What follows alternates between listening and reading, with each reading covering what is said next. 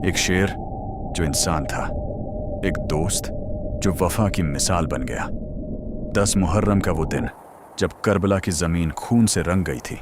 उस दिन एक ऐसा वाक़या हुआ जिसके बारे में बहुत कम लोग जानते हैं।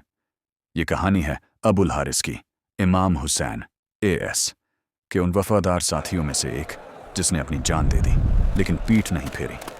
क्या थी उसकी कहानी? कैसे मिला था वो इमाम से? और उस रात क्या हुआ जो ज़िंदगी भर याद रहा?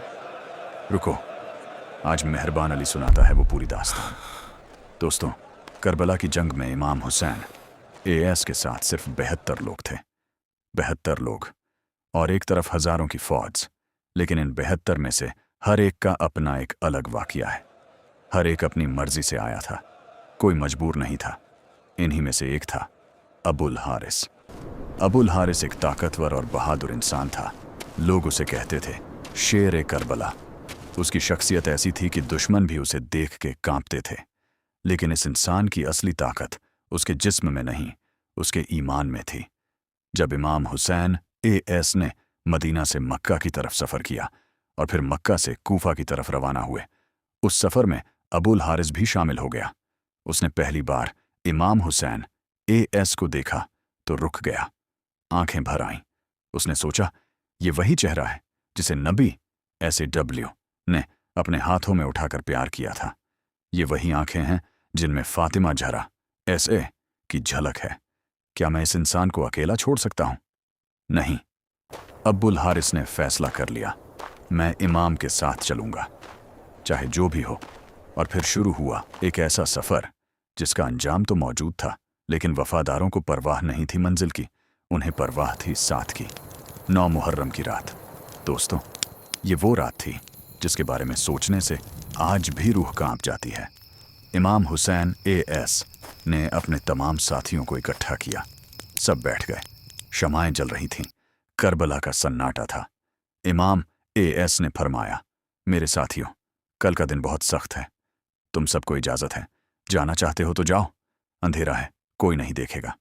मैं तुम्हें माफ़ी देता हूँ। पल भर के लिए खामोशी छा गई। फिर एक शेर बहादुर उठने लगा। अबुल हारिस भी उठा, लेकिन जाने के लिए नहीं, कहने के लिए, या इमाम, हम कहाँ जाएंगे? अगर दुनिया में आने का मकसद कुछ है तो वो यही है, आपके साथ खड़े रहना। हमारी जानें इमाम पर निसार। इमाम हुसैन AS की आंखों में आंसू आ गए। ये आंसू गम के नहीं थे, ये आंसू फख्र के थे। 10 मुहर्रम, रोज़ आशूरा। सुबह हो गई, फजर की अजान हुई करबला की ज़मीन पर। इमाम हुसैन AS ने नमाज पढ़ी अपने वफादार साथियों के साथ, और फिर फौज सामने आ गई।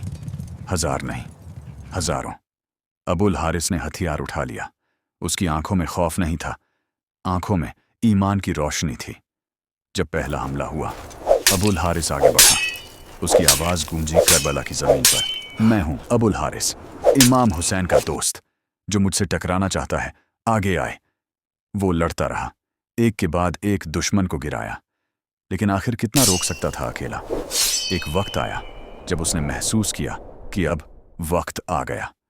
उसने पीछे देखा, इमाम हुसैन AS का चेहरा दिखा एक आखिरी बार, और फिर वो शहीद हो गया। करबला की मिट्टी ने उसका लहू पी लिया, लेकिन उसकी वफादारी आज भी जिंदा है। दोस्तों, सोचते हैं अबुल हारिस को क्या मिला? जिंदगी गई, सब कुछ गया, लेकिन नहीं, उसे मिला वो जो दुनिया का कोई खजाना नहीं दे सकता, इमाम हुसैन AS की दोस्ती, क़यामत तक का शरफ और जन्नत का यकीन। करबला की कहानी ये नहीं कि 72 हार गए।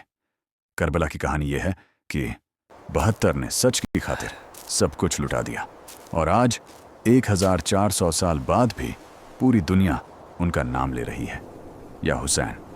ये था अबुल हारिस का वाक़या, इमाम हुसैन AS के उन साथियों में से एक जिन्होंने वफादारी की नई मिसाल कायम की। अगर ये वीडियो आपके दिल को छू गई तो लाइक ज़रूर करें, सब्सक्राइब करें मेहरबान अली को, ताकि ऐसी और कहानियाँ आप तक पहुँचती रहें। कमेंट में लिखें, या हुसैन। अल्लाह